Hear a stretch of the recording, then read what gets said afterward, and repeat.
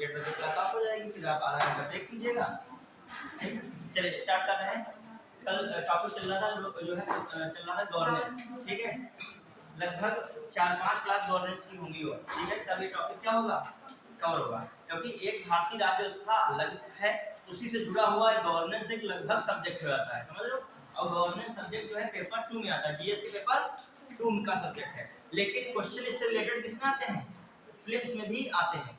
जैसे क्वेश्चन में बहुत बार प्रीलिम्स में देख रहा था, भ्रष्टाचार उन्मूलन अधिनियम 1988, शायद 2022 या 23 के किसी क्वेश्चन में पीसीएस में आया है।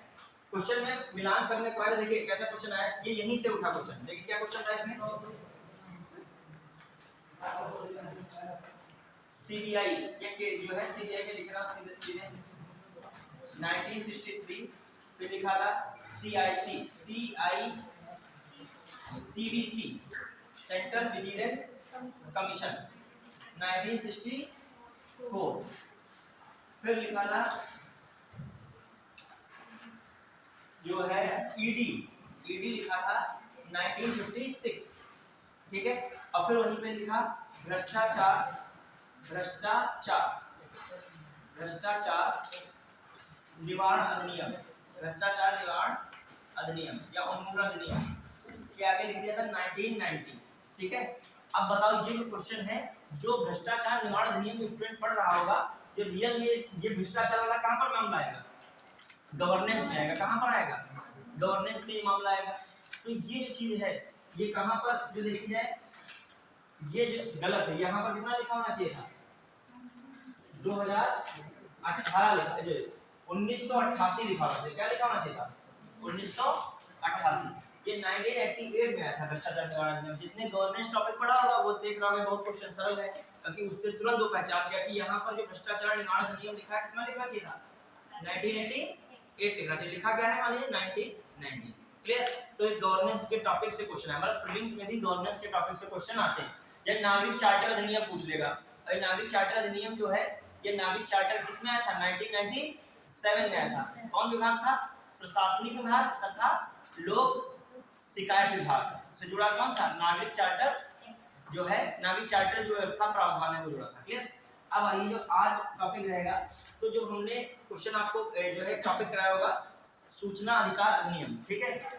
ठीक, थोड़ा हमने इसको संक्षिप्त में लिखा था, इसको थोड़ा विस्तृत रूप में समझेंगे, क्योंकि जो देखा जाए गवर्नेंस का स्तंभ है, समझ लीजिए सूचना अधिकार अधिनियम, भ्रष्टाचार निवारण का देखा जाए बहुत बड़ा टूल है, कौन है, सूचना अधिकार अधिनियम। तो मेंस में भी क्वेश्चन आते हैं, प्रीलिम्स से भी घुमावदार क्वेश्चन आ सकते हैं, तो हम पूरा स्ट्रक्चर उसको पढ़ेंगे। किसके बारे में, सूचना अधिकार अधिनियम। इसको मूल अधिकार से किस तरीके से जोड़ दिया जाता है, प्रीलिम्स में क्वेश्चन आता है कि सूचना का अधिकार अधिनियम किस मूल अधिकार से संबंधित है, किससे संबंधित है,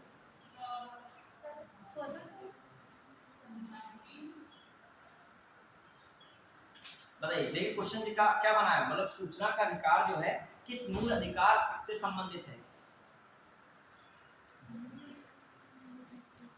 जो वाक स्वतंत्रता होती है, अभिव्यक्ति स्वतंत्रता होती है, वो किसमें है, 19 तो ठीक है, लेकिन क्या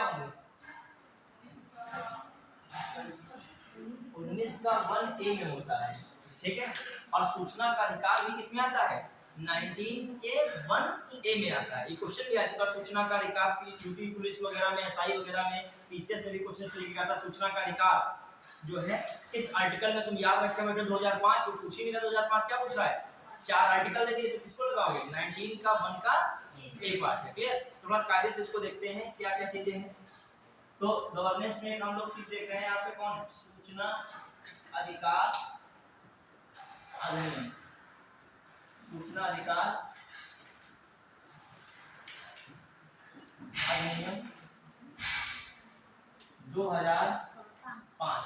पता है इसमें चीजें बदल गई हैं बहुत सारी। कल हम लोग पढ़ रहे थे 65 या जो है 5 वर्ष कार्यकाल होता है, ठीक है, लेकिन ये बदल गया है। ये 2019 में इसमें क्या हो गया है, संशोधन हो गया। 2005 के अनुसार तो 65 वर्ष या कितना था, 5 वर्ष था, लेकिन 2005 के अनुसार कितना था कार्यकाल, मुख्य सूचना आयुक्त एवं सूचना आयुक्त का 5 वर्ष या 65। लेकिन अब क्या हो गया है, कार्यकाल इसमें बदल दिया गया है, 2019 में संशोधन हो गया है।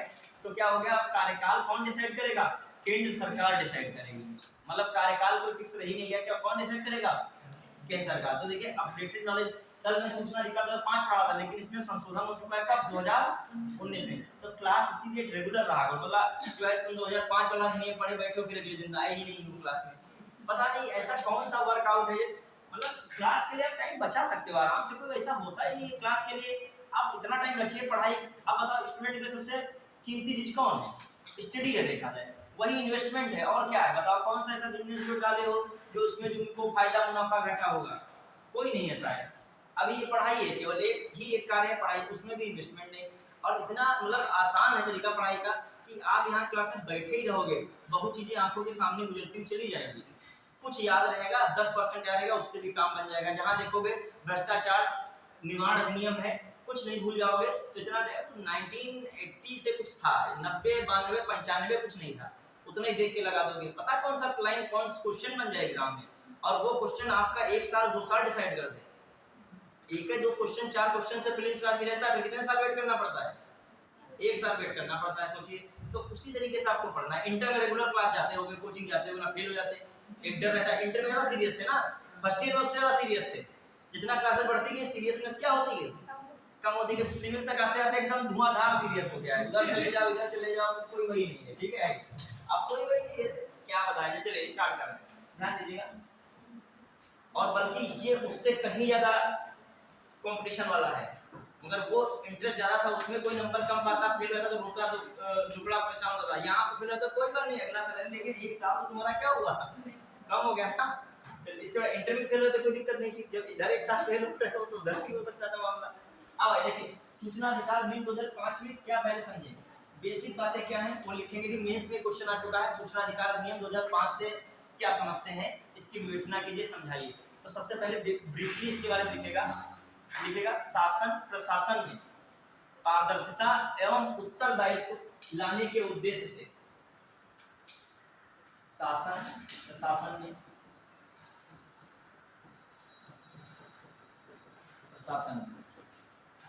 क्या लाने के उद्देश्य से, पारदर्शिता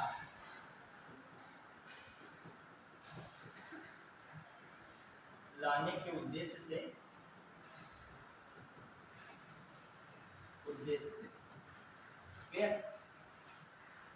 सूचना अधिकार अधिनियम पारित किया गया, सूचना अधिकार अधिनियम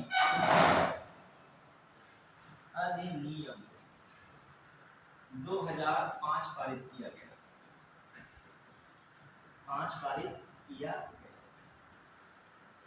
2005 अधिनियम क्या किया गया, पारित किया गया, क्लियर है।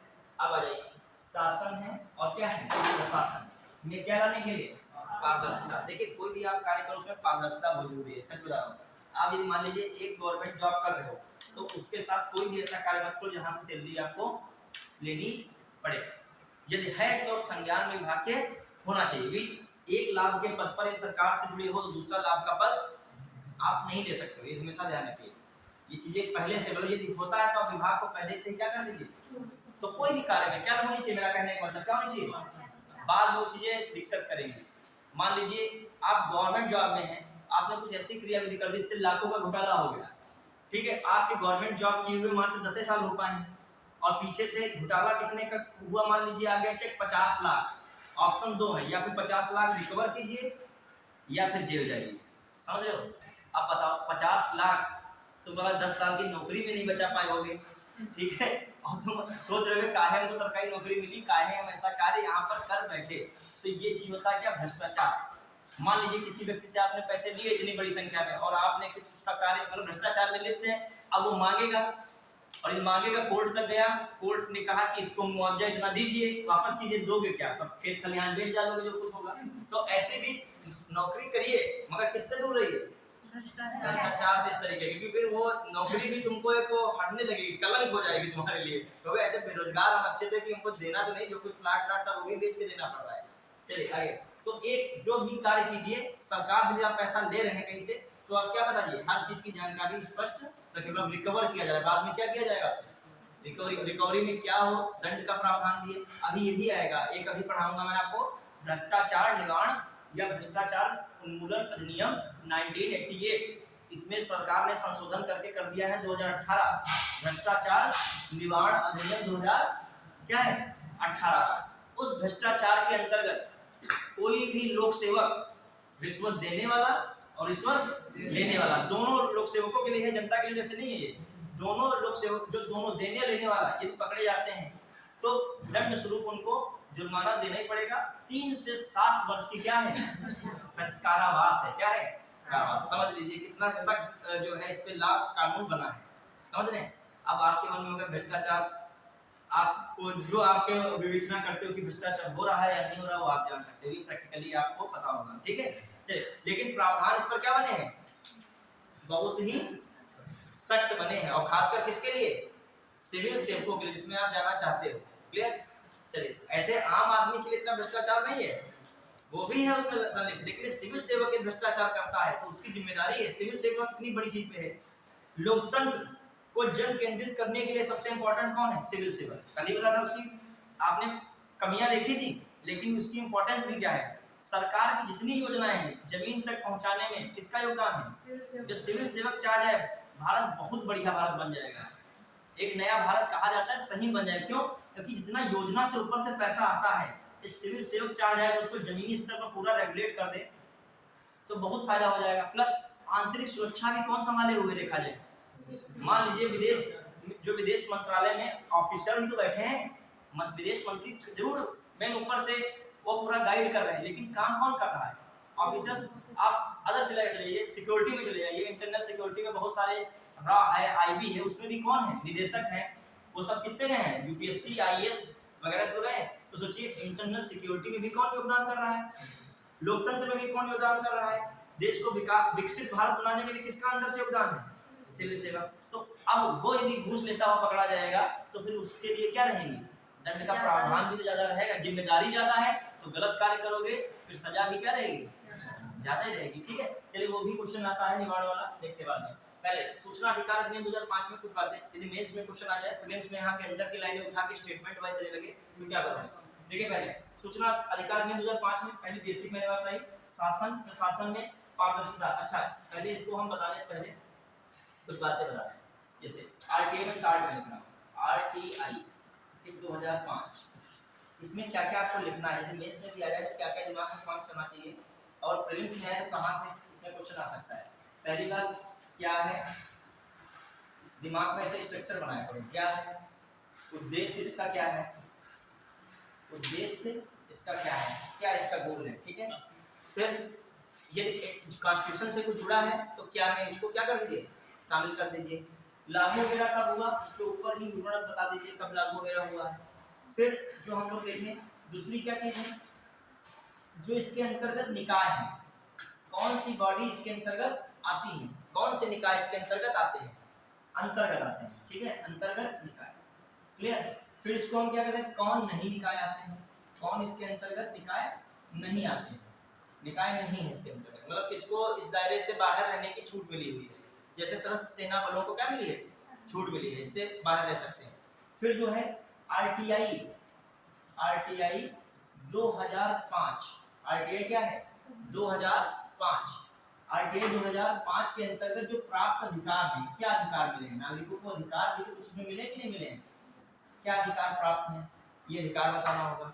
फिर जो देखें हम लोग प्राप्त अधिकार के बाद कुछ सीमाएं भी हैं, आरटीआई की क्या है, आरटीआई की सीमाएं हैं, मतलब हर जगह आरटीआई सूचना नहीं मांग सकते, मतलब अपराध बढ़ रहा हो ऐसे संबंध में आप सूचना मांग रहे हो, ऐसी सूचना मांग रहे हो जिससे देश की अखंडता, संप्रभुता और एकता पर क्या रहा है, जो है प्रभाव पड़ रहा है, तो भी नहीं मांग सकते हो। तो कुछ उसकी क्या है सीमाएं, किसी की व्यक्तिगत जानकारी ऐसे नहीं मांग सकते हो, मतलब कोई लोक सेवक है या कोई कर्मचारी कह रहे कितने बजे जाता है कितने बजे आता है, हमको ये भी सूचना में बता दीजिए, कितने बजे लंच करता है, ये व्यक्तिगत ज्यादा जानकारी नहीं मांग सकते। बता रहे हो कि जो है कब जो है लोग कौन सी पोशाक में आता है, दुनिया भर की चीजें पूछ रहे, तो ये व्यक्तिगत जो मामले की उसमें जानकारी नहीं मांग सकते, तो क्या होगी बात, सीमाएं है उसकी, क्या लिमिटेशन है।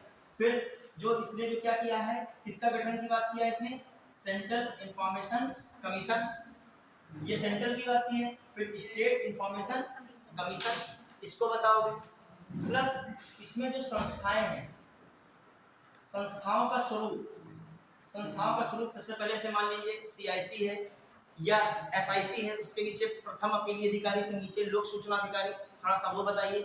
फिर जो कहा जाए इसकी संरचना बताओ, क्या बताओ? संरचना, संरचना किसकी बताना पड़ेगा?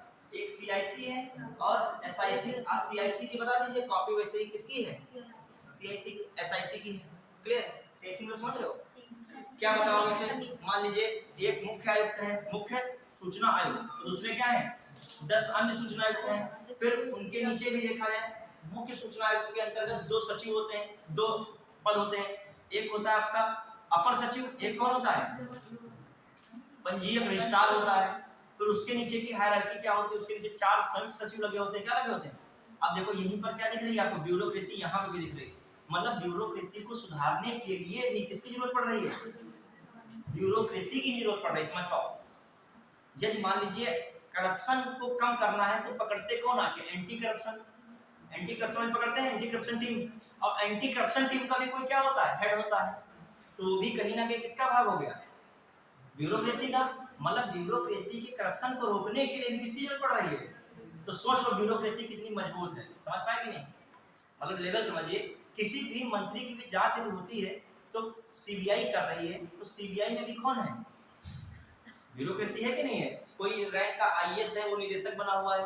क्लियर? कोई भी यूपीएससी से निकला हुआ है। फिर आइए अगला, देखिए संरचना हो गई। संरचना के बाद इसमें क्या देख सकते हो? पूरा केंद्रीय जो सीआईसी है और जो आपका एसआईसी है, इसके बारे में पूरी जानकारी होनी चाहिए। नियुक्ति है, कार्यकाल है, ठीक है, आपका क्या वेतन इत्यादि है, हटाना है, ये पूरी क्या होनी चाहिए? जानकारी। ये इधर है तो किसके बारे में जानकारी हो? एसआईसी के बारे में भी। फिर जो आपका बना है जो सीआईसी, इसके क्या कार्य और क्या होते हैं? दायित्व है, इसको भी पता होना चाहिए। फिर जब ये पता हो गया आपका सीआईसी वगैरह का, तब इसकी आलोचना भी कुछ करनी है। आलोचना हर चीज की होती है, तो इसमें भी आपको क्या करना है? कुछ आलोचनात्मक बातें रखनी है। क्या आलोचनात्मक बातें हैं? जैसे मान लीजिए इस निजी क्षेत्र इसके दायरे से क्या है? बाहर है। इस निजी क्षेत्र में आप सूचना के इसके अंतर्गत सूचना नहीं मांग सकते हो, ठीक है। प्राइवेट कोई संस्था में सूचना आप इसमें इसके अंतर्गत नहीं मांग सकते हो। एक सीक्रेट एक्ट 1923 आया था, उसका ये विरोधाभास कर रहा है। क्या कर रहा है? मतलब सीक्रेट एक्ट में कहा था बहुत सारी चीजें सीक्रेट रहेंगी, लेकिन ये कह रहा है हर चीज क्या की जाए?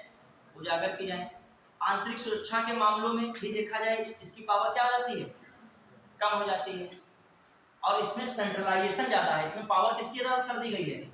सेंट्रल गवर्नमेंट की पावर ज्यादा। तो आलोचनात्मक भी बिंदु आपको लास्ट में क्या करने पड़ेंगे? रखने पड़ेंगे। ये मान लीजिए क्वेश्चन आता भी है इस पर, तो इसमें आपको एक स्ट्रक्चर मैंने बनाया था। जैसे मैं भी पढ़ाता हूँ तो एक स्ट्रक्चर डिफाइन करते हैं। आप भी पढ़ा करिए तो क्या बनाइए? स्ट्रक्चर बनाओ। इससे क्या रहेगा? कुछ छूटेगा आपका नहीं। प्रीलिम्स में है वो भी, मेंस में है वो भी हो जाएगा। क्लियर? अब इसी स्ट्रक्चर पे काम करना है बस। मान लीजिए निबंध 7 पन्नों का आता है, तुम 7 पन्ने देख के घबरा जाते हो, कैसे ये व्यक्ति जो है लगातार धारा प्रवाह 7 पन्ने लिख डाला। जहाँ पे स्टार्टिंग थी वहाँ पे बीच की बॉडी लिखा उसने, फिर उपसंहार में भी लिखा और कोई बिंदु छोड़ा नहीं। और आप जब पढ़ते तो आपके दिमाग में क्या रहता है? ये तो सोचा ही नहीं ये भी होता है, ये तो सोचा ही नहीं ये भी होता है। क्यों? वही निबंध लिखने वाला व्यक्ति, यदि मैं भी निबंध लिखता हूँ तो ये सब पॉइंट बना लेता हूँ। क्या बना लूंगा? रफ पीछे पेज पे क्या बना लूंगा? पॉइंट। उन्हीं पॉइंट्स पे क्या करता चलता हूँ? काम करता हूँ, पैराग्राफ बदलता रहता हूँ और जब का ज्यादा हो गया उसे तो तुरंत उससे कट लेता हूँ, फिर थोड़ा कम कर दूंगा। ये पीछे एक जो पन्ना है देखा जाए, इतना अच्छा निबंध जिसका लिखा होगा 7 पन्नों का, उसके पीछे देखा जाए न्यू यही है। और न्यू किसी को नहीं दिखती है, वो पन्ने दिखते हैं। ये जो ना बना हो तो 7 पन्ने आपको, और इसको कोई नहीं पड़ेगा। ये तो किसी होता है आपका रफ कार्य है, तो क्या है? इसी रफ से निकलता है। अब मुझे एसए में नंबर बहुत अच्छे मिले थे जब मैं अपना मेंस में लिखा था, तो मुझे एसए में एसडीएम मेरा एक मित्र जानने वाला हुआ था, उसके नंबर मेरे नंबर सेम थे एसए में। तो एसए का प्रभाव पड़ता है। अब एसए हम भी स्ट्रक्चर बना, और एसए मैंने बिल्कुल प्रैक्टिस नहीं की थी। पढ़ाते पढ़ाते जो होती है, मतलब जैसे मान लीजिए आया महिला वाला है, तो महिला में जब हम हिस्ट्री भी खूब अच्छी पढ़ाते हैं, सपोज हिस्ट्री भी हम पढ़ाते हैं, मान लीजिए हिस्ट्री हमारा विषय है, तो हम महिला के उसमें हिस्टोरिकल बैकग्राउंड रख दिए। निबंध में आप क्या कर सकते हो? आपके अंदर जितना ज्ञान है वो आप क्रमबद्ध तरीके से टॉपिक्स रिलेटेड रखिए। क्या रखिए? जिन लड़कों ने मान लीजिए निबंध की क्लासेस ली होंगी, रटा होगा घटा होगा, वो उनका एक रेडीमेड हो गया। हमने मौलिक निबंध बना लिया जैसे हर चीज में। जैसे आया था 2022 में महिलाओं का द्विखंडी चरित्र का वर्णन कीजिए। तो महिलाओं के द्विखंडी चरित्र का वर्णन करना है इंग्लिश में भी कठिन था।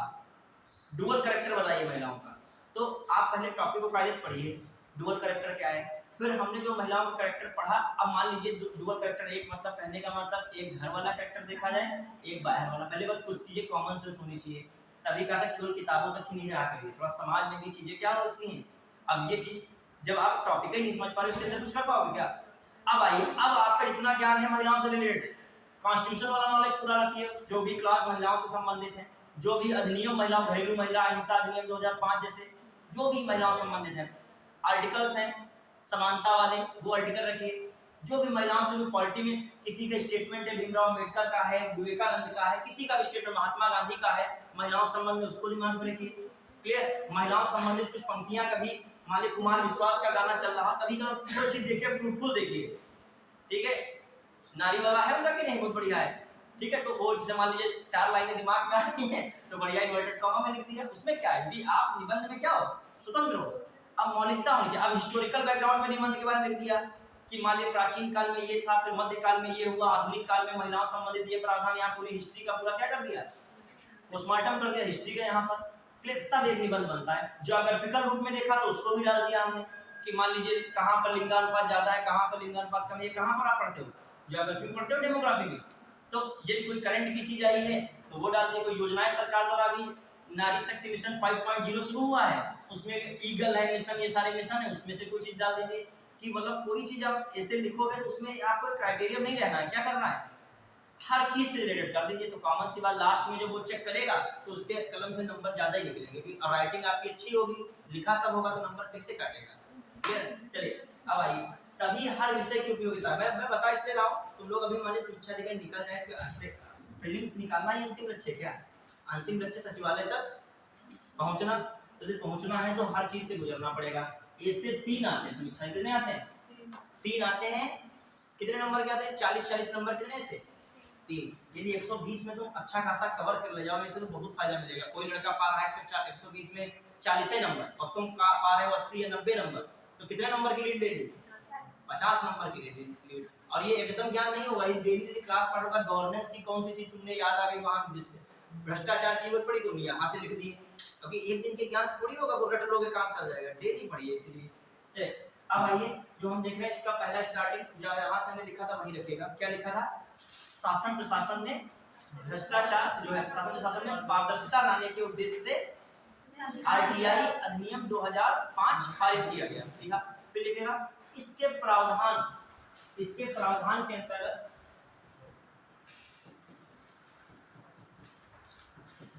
इसके प्रावधान के अंतर्गत केंद्रीय सूचना आयोग तथा राज्य सूचना आयोग का गठन किया गया। क्या हुआ, गठन किया गया। फिर आ जाइए, जो देखा जाए सूचना का अधिकार, इसको जुड़ा हुआ है। सूचना का अधिकार आर्टिकल 19(1)(a) के अंतर्गत मूल अधिकार है, के अंतर्गत क्या है, मूल अधिकार।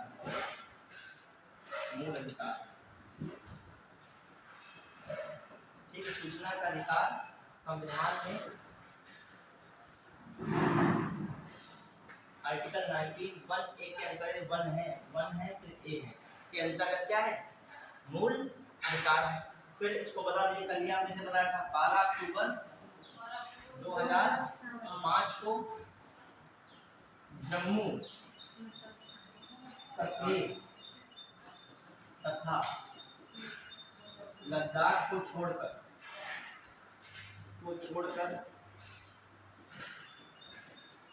संपूर्ण भारत में क्या किया गया, लागू किया गया। फिर देखा जाए, बताया था मैंने 31 अक्टूबर 2019 को जम्मू कश्मीर एंड कौन है, लद्दाख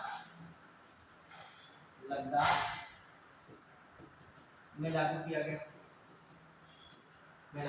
क्लियर। जम्मू कश्मीर में कहाँ पे लागू किया गया? लद्दाख में लागू किया गया। फिर बता सकते हो आरटीआई में लिखो चलेगा 60 में। आरटीआई 2005 के तहत, 5 के तहत प्रत्येक नागरिक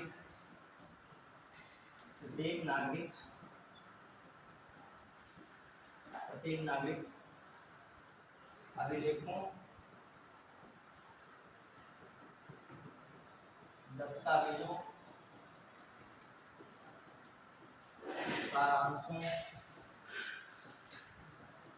सारांशों या टिप्पणियों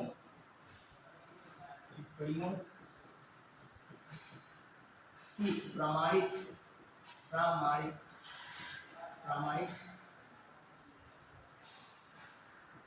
प्रति मांग सकता है,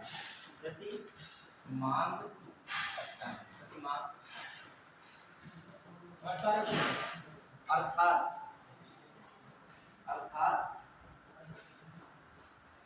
प्रत्येक नागरिक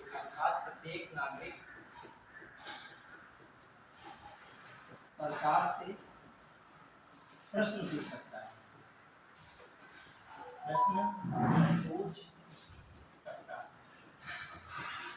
अर्थात प्रत्येक नागरिक सरकार से क्या कर सकता है? प्रश्न पूछ सकता है, इस तरीके से, क्लियर। तो अर्थात प्रत्येक नागरिक आरटीआई के माध्यम से सरकार से क्या कर सकता है? प्रश्न पूछ सकता है। तो ये तो आपने ऊपर बताया नहीं क्या है आरटीआई के बारे में, बेसिक बताया, समझ पाए? बेसिक क्या क्या था? आरटीआई का उद्देश्य क्या, यहाँ पर संक्षिप्त उद्देश्य, ठीक है। पॉलिटी से किस तरीके, भारतीय संविधान से किस तरीके जुड़ा है, लागू कब हो रहा है, इसी के द्वारा किसका गठन किया गया है? केंद्रीय सूचना आयोग एवं राज्य सूचना आयोग का है, और कब लागू हुआ। अब आइए अगली बात पढ़ें। प्रत्येक नागरिक, और क्या है इसके अंतर्गत, ये भी संक्षिप्त बता दिया, क्या है? दस्तावेज है, अभिलेख है या सारांश है, कोई टिप्पणियां हैं, उससे संबंधित प्रमाणित प्रतिलिपियां या जो है लिपि प्रतियां क्या कर सकते हो?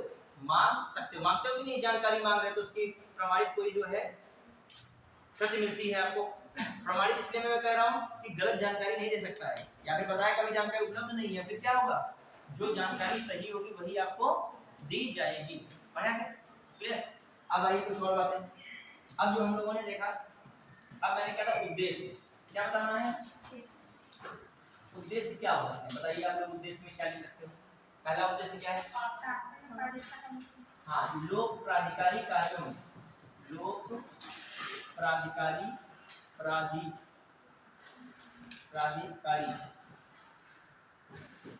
कार्यों में पारदर्शिता तथा उत्तरदायित्व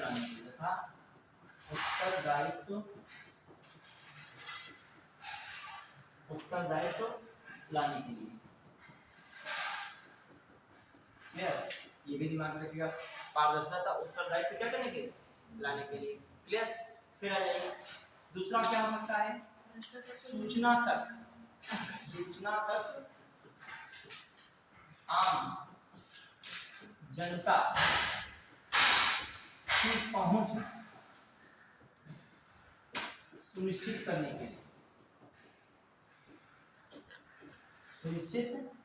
के लिए, ठीक है।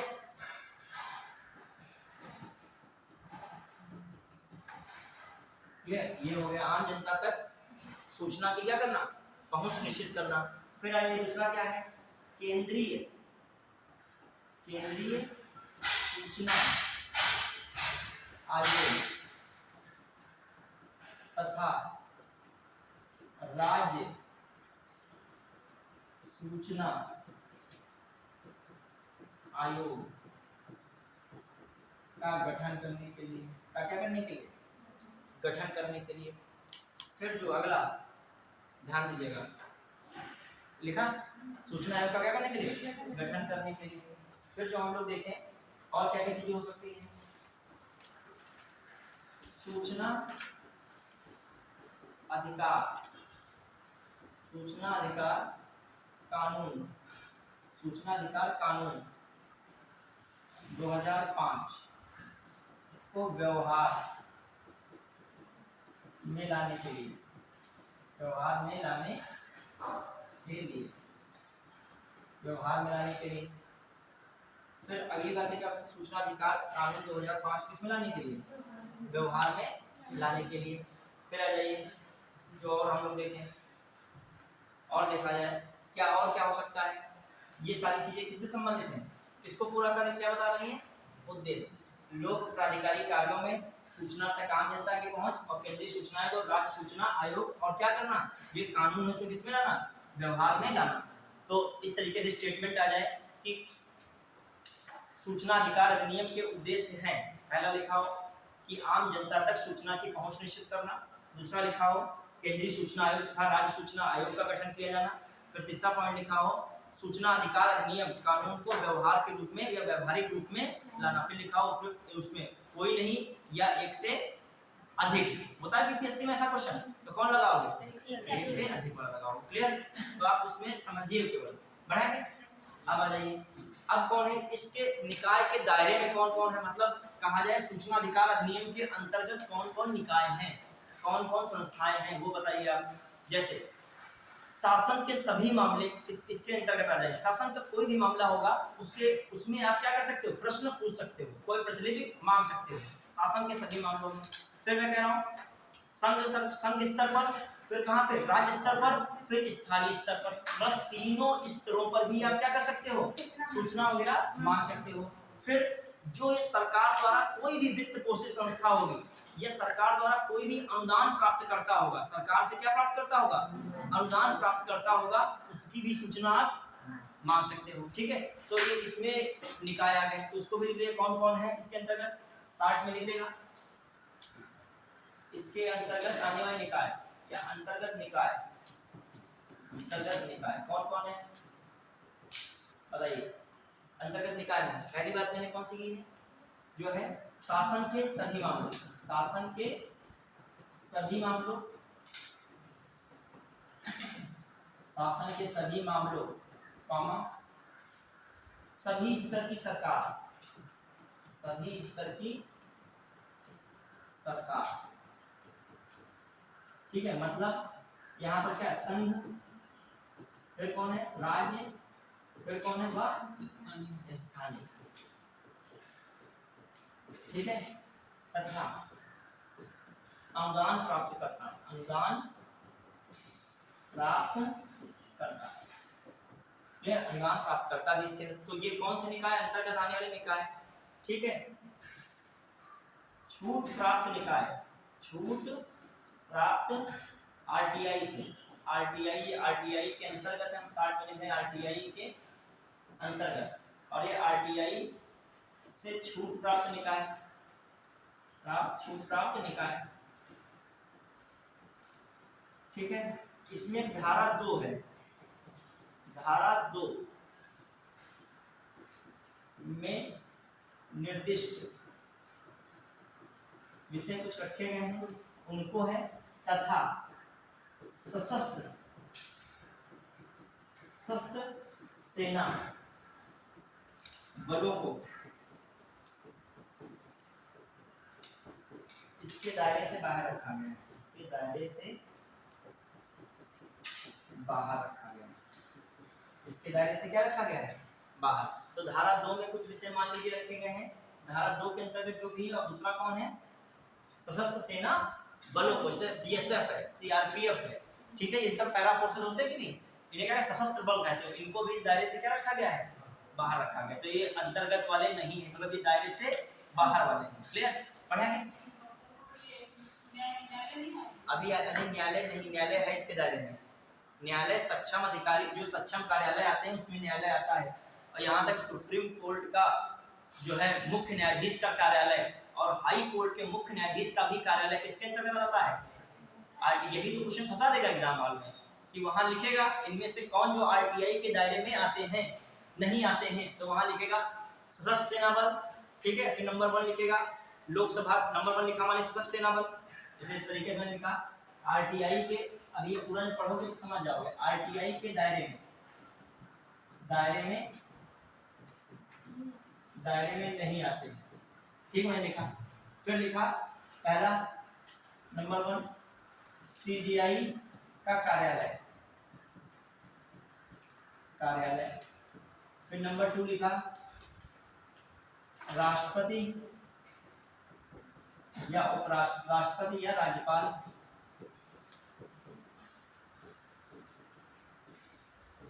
फिर लिख दिया सशस्त्र सेना बल, सशस्त्र सेना बल,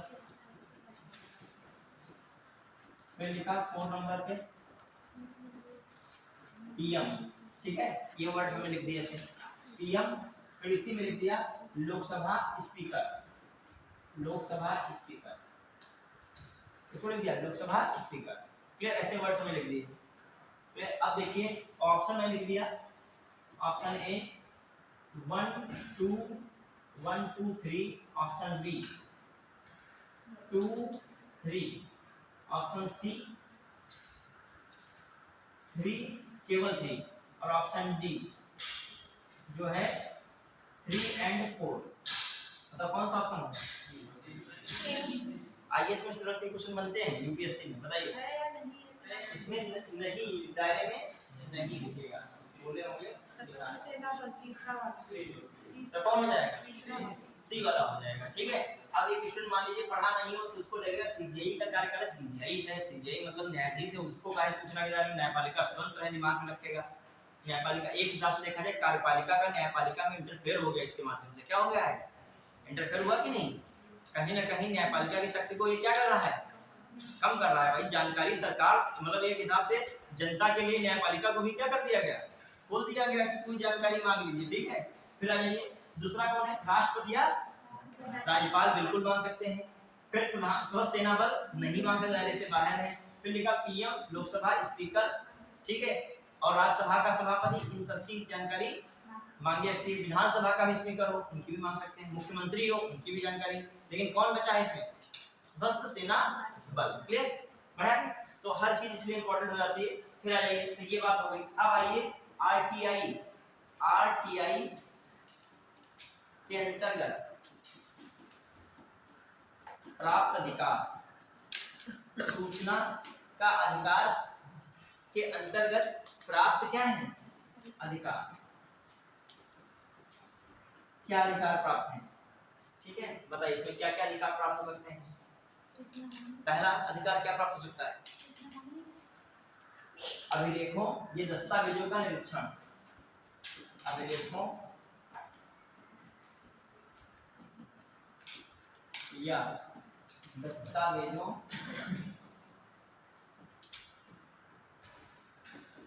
का निरीक्षण कर सकते हो। मान लो दस्तावेज या अभिलेख कोई भी जानकारी उसका क्या कर सकते हो, निरीक्षण कर सकते हो कि नहीं, तो आप उसके अंतर्गत प्राप्त अधिकार तो है दस्तावेज और कोई भी अभिलेख होगा, ठीक है। फिर सामग्री के प्रमाणित नमूने को, प्रमाणित नमूने को मांग सकते हो। कोई भी सामग्री में लिखित कोई भी जानकारी चाहिए, आप उसका क्या सैंपल के तौर पर उसको क्या कर सकते हो, मांग सकते हो। क्लियर, ये भी आपका अधिकार है किसके अंतर्गत, आरटीआई के अंतर्गत। फिर जो है आप अभिलेख, अभिलेख या दस्तावेज की प्रमाणित लिपि की प्रमाणित प्रतियां मांग सकते हैं, क्या कर सकते, प्रति मांग सकते हैं। मांगोगे तभी निरीक्षण होगा, वो भी एक आपका अधिकार है। फिर जो देखा जाए अभिलेख, अभिलेख का इलेक्ट्रॉनिक प्रिंट आउट मांग सकते हैं, इलेक्ट्रॉनिक प्रिंट आउट मांग सकते हैं।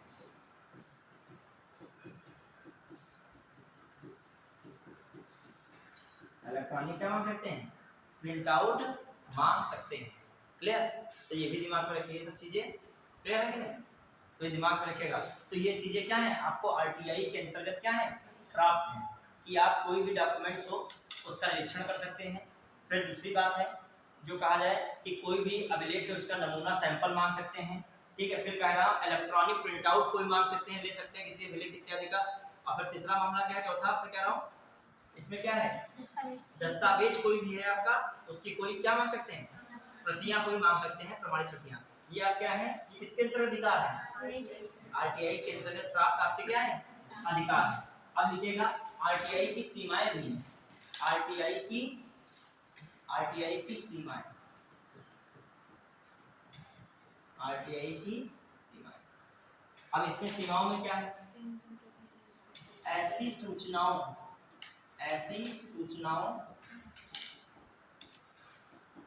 के प्रकटन पर रोक, प्रकटन मतलब उजागर करने पर क्या है, रोक है,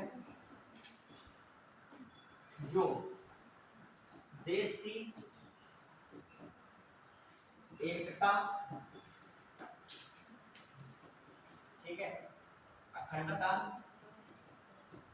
एवं संप्रभुता को प्रभावित करती है, ठीक, एकता, अखंडता और संप्रभुता क्या करती है, प्रभावित करती है। ऐसी सूचनाओं पर भी रोक है, ऐसी सूचनाओं पर भी रोक है जो अपराधीकरण को बढ़ावा देती है, अपराधीकरण को कहती है, को बढ़ावा देती है।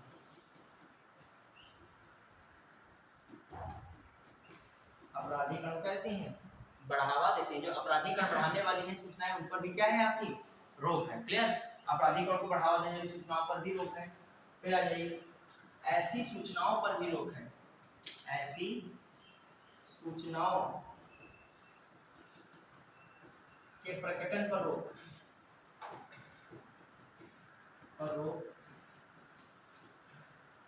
जो क्या करती हैं, जो न्यायालय के मानवाधिकारों, न्यायालय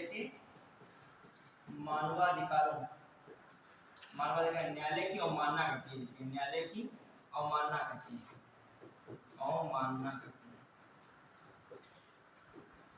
ठीक है। कोर्ट ऑफ कंटेम्प्ट जिसे कहते हैं, कोर्ट ऑफ क्या कहते हो, कंटेम्प्ट, न्यायालय की अवमानना, ठीक है। वो कोई भी आप सूचना ऐसी नहीं मांगोगे जिससे क्या हो, न्यायालय की क्या हो रही हो, अवमानना हो रही है, ठीक है। फिर आ जाइए, ऐसी सूचनाओं के प्रकटन पर भी रोक है, ऐसी सूचनाओं के प्रकटन पर रोक,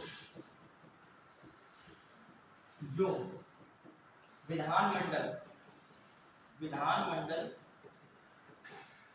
तथा संसद, विधानमंडल तथा संसद के विशेषाधिकारों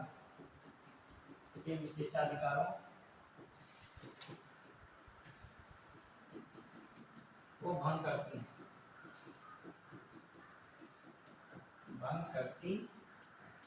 क्लियर, ऐसी जो है सूचनाओं के प्रकटन पर रोक है जो विधानमंडल और संसद के क्या है, विशेषाधिकारों के क्या करती हैं, भंग करती हैं, तो उन पर भी रोक है। क्लियर, तो ये सूचनाएं हैं, ठीक है। फिर ऐसी सूचनाओं के प्रकटन पर रोक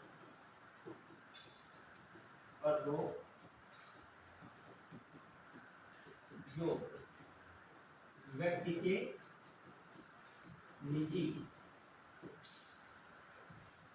क्रियाकलापों से संबंधित, ठीक है। क्लियर, तो ये सब चीजें, ऐसी भी सूचनाएं नहीं मांग सकते जिससे किसी भारत के विदेश कोई मतलब जो दूसरा देश हो उसके संबंधों के साथ नकारात्मक प्रभाव पड़ रहा हो। क्लियर, बढ़िया है। तो ये सब चीजें हैं किसके अंतर्गत आ गई, ये मैंने कौन सी है, सीमाएं हैं, क्या है, आरटीआई की क्या है, सीमाएं। यदि आप देखो मेंस में लिखोगे तो आपको बातें आनी चाहिए, क्या लिखोगे, मान लीजिए आप 8-10 पॉइंट पढ़ोगे तो 3-4 पॉइंट तुम्हारे दिमाग में वहां सडनली आ ही जाएंगे। और प्रीलिम्स में ऐसे क्वेश्चन आए कि निम्नलिखित में से बताइए कौन सा कथन सत्य है, तो उसमें एक दिया आरटीआई, 4 सेंटेंस दे दिए, लिखा आरटीआई 12 अक्टूबर 2005 को लागू किया गया, पहला सेंटेंस जान लेते हैं, अच्छा लगा। फिर लिखा उसमें दूसरा, आरटीआई के दायरे में सुप्रीम कोर्ट तथा हाई कोर्ट कि न्यायाधीश का कार्यालय भी आता है, दूसरा सेंटेंस लिखा था। फिर तीसरा सेंटेंस लिखा आरटीआई के तहत ऐसी सूचनाओं के प्रकरण पर रोक है जो संसद तथा विधानमंडल के विशेषाधिकारों को प्रभावित करते हैं। ये भी आपको क्या लगा, सही है गलत है? गलत है। रोक है कि नहीं? प्रकरण पर क्या है, रोक ही तो है, ये हमने लिखा है, सीमाएं भी तो है। तो ये क्या है जो, फिर अगला सेंटेंस बोला आरटीआई जम्मू कश्मीर और लद्दाख को छोड़कर संपूर्ण भारत में लागू है। अब वर्तमान की स्थिति पूछ रहा तो ये वाली बात क्या हो गई, गलत हो गई। ठीक है, ये बात क्या है, वहां पर लिखा था कि 12 अक्टूबर को आरटीआई लागू हुआ, ये तो लिखा नहीं कि उसने जम्मू कश्मीर को और उसको छोड़कर, ये केवल इसने बताया कि लागू तो 12 अक्टूबर को हुआ, लेकिन वो कह रहा है कि अब यहाँ पर अब तो स्थितियां बिल्कुल बदल चुकी हैं, अब तो वो यूटीज बन चुका है, विधान जो जम्मू कश्मीर का चुनाव हो रहा है विधानसभा का, और लद्दाख में विधानसभा नहीं लेकिन वो भी क्या है, यूटी है। अब बताइए लद्दाख और जम्मू कश्मीर के उपराज्यपाल का नाम क्या है वर्तमान में? जम्मू कश्मीर चुनाव हो रहा है ना, जम्मू कश्मीर में तो जरूर याद होना चाहिए इसमें चुनाव हो रहा है, अभी वही शपथ दिलाएंगे मुख्यमंत्री को, मनोज सिन्हा है वहां पे, क्लियर, दिमाग में रखिएगा। और उनके कहां है, लद्दाख के कौन है? तुम लोग लास्ट तक फंस जरूर जाते हो, स्टार्टिंग बढ़िया करते हो। सुब्रमण्यम है, बीवीआर सुब्रमण्यम तो नीति आयोग के क्या हो गए थे, क्या थे नीति आयोग के सीईओ थे।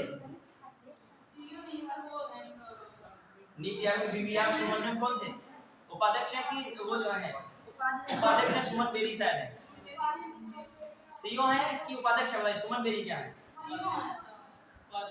उपाध्यक्ष है, और जो है सीईओ है बीवीआर सुब्रमण्यम। हाँ, लद्दाख के जो है उपराज्यपाल कौन है, डीडी मिश्रा है। उनको बीच में इतना समय भी मिल जाता है सोचने विचार करने का, अंतर बता देते हो। चलिए कोई भी क्वेश्चन होगा लगभग बता देते हो, जितने मैं बताता जाता हूँ एक दिन लाइन से पूछूंगा, मुख्य सूचना आयुक्त कौन है, अनुसूचित जाति आयोग के अध्यक्ष कौन है, अनुसूचित जनजाति आयोग के अध्यक्ष कौन है, पिछड़ा वर्ग आयोग के अध्यक्ष कौन है, लाइन से रुकता नहीं बता, तुम लोग बताते जाओ, मैं रुकूंगा नहीं जब तक सारे रिवीजन नहीं हो जाएंगे। पता इससे क्या फायदा मिलेगा, करंट अफेयर होगा, आपने पढ़ा या ना पढ़ा, एकदम एग्जाम हॉल में एक सेंटेंस डायरेक्ट आया, पूछ लिया गया। मुख्य सूचना आयुक्त का कार्यकाल, मुख्य सूचना आयुक्त का कार्यकाल सूचना अधिनियम संशोधन 2019 के तहत केंद्र सरकार द्वारा निर्धारित कर दिया गया है। फिर अगला दिया क्वेश्चन, अगला पॉइंट दिया, वर्तमान में मुख्य सूचना आयुक्त हीरालाल सामरिया हैं। ठीक है, अब दोनों समझो, एक उसने दिया क्या बेसिक नॉलेज से टॉपिक से, एक क्वेश्चन क्या दिया उसने करंट से जोड़ दिया, तो आपको कम से कम जो पढ़ते जा रहे हैं पद वो कम से कम आपको क्या हो तैयार हो, वो नाम तो याद होने चाहिए। ठीक है, आप भूल न जाना जितने भी हमने पढ़ाए थे। अभी नियंत्रक का महालेखा परीक्षक पढ़ाएंगे, वो भी तुरंत याद करना कौन है वर्तमान में, यदि जब आएगा टॉपिक तो आपसे ये भी पूछेंगे। ठीक है, जब वहां पे नियंत्रक महालेखा परीक्षक है तो उनको याद कर लीजिए, जो आए वहीं पे क्या कर लीजिए, और बदलेंगे जब बदले अपनी कॉपी में काट के फिर क्या कर लीजिएगा, नया भी लिखना है, जब बदल जाए वाले कॉपी में वही ना लिखा रहना, जरा आउटडेटेड नॉलेज हो जाएगा, एक्सपायरी डेट हो जाएगा, फिर जानते हो साइड इफेक्ट होता है। ठीक है, बोला तुमने वही लिखे पढ़े हो, हीरा लाल जो है सामरिया है, पता चला 2-4 बदल चुके हैं, कल ही दोनों बदल दिए। अब रेखा शर्मा कुछ लोग लिखे बैठे, याद के बैठे हैं, महिला आयोग के अध्यक्ष कौन, रेखा शर्मा, अब वो इस्तीफा दे चुकी क्योंकि उनका कार्यकाल क्या हो गया था, पूरा हो गया था। क्लियर, अब आइए, ये हो गया आपका, ये जो क्या हमें बताया था सीमाएं। अब बताइए क्या इंपॉर्टेंट इसमें है, जो संस्थाओं का स्वरूप है, संस्था का स्वरूप त्रिस्तरीय है, त्रिस्तरीय। एक तो रहेगा सीआईसी या एसआईसी, मतलब केंद्रीय सूचना आयोग, केंद्रीय सूचना आयोग या राज्य सूचना आयोग। क्लियर, एक तो पॉइंट ये हो गया। दूसरा पॉइंट क्या है इसके, अपीली अधिकारी होता है, कौन होता है, अपीली अधिकारी सेकंड पे होता है, और फिर सबसे नीचे होता है लोक सूचना अधिकारी, जो कहा जाए सूचना आयोग जो है, सूचना अधिकार अधिनियम का जो क्रियान्वयन का स्वरूप है वो कैसा है, त्रिस्तरीय। क्या क्रियान्वयन का स्वरूप त्रिस्तरीय है, वो भी कौन सा है चलता है, पहला है केंद्रीय सूचना, यही मेन होता है, फिर उसके नीचे कौन होता है, अपीली अधिकारी, और जो शुरुआती जो होता है सबसे मेन, जहाँ पे सूचना आपको देनी होती है, मतलब मानते हो आप, सबसे नीचे के स्तर की जांच कौन करता है। अब देखो सूचना जो आयोग है, समझना, वो काम वो सूचना देना उसका नहीं है। सूचना देना काम है जिस विभाग से आप मांगोगे वो विभाग देगा सूचना, नहीं समझे। यदि वो विभाग आनाकानी करता है, गलत सूचना देता है, 30 दिन के अंदर सूचना नहीं देता है, तो उस पर कार्य कौन करता है? केंद्रीय सूचना आयोग और या राज्य सूचना आयोग। समझ रहे हो? ये मतलब थोड़ी है कि आपने सूचना मांगी किसी विभाग से और सूचना आयोग देगा। फिर सूचना के पूरे पागल हो जाएंगे, इतने सारे विभाग हैं, फिर कहाँ वो देगा जाके सूचना? वहां से लाओ जल्दी जल्दी खोजिए। जिस विभाग में आप मांगोगे उस विभाग की सूचना आपको क्या है मिलेगी। ये वो विभाग नहीं देता है तो उसका जांच कौन करता है, कार्रवाई उस पर कौन करेगा? सूचना आयोग। समझ रहे हो? सेंट्रल का मामला तो केंद्रीय सूचना आयोग, राज्य है तो राज्य सूचना। समझ पाएंगे? अब आ जाइए संरचना। अब आइए संरचना के लिए थोड़ा जगह स्पेस बना दीजिएगा। संरचना में थोड़ा सा बड़ी बनेगी। संरचना में क्या है, इसका स्ट्रक्चर कैसा है, ढांचा का संरचना से क्या है। सबसे पहले जो है रखिएगा इसमें केंद्रीय सूचना आयोग में लिख रहा हूं, ठीक है, केंद्रीय सूचना आयोग।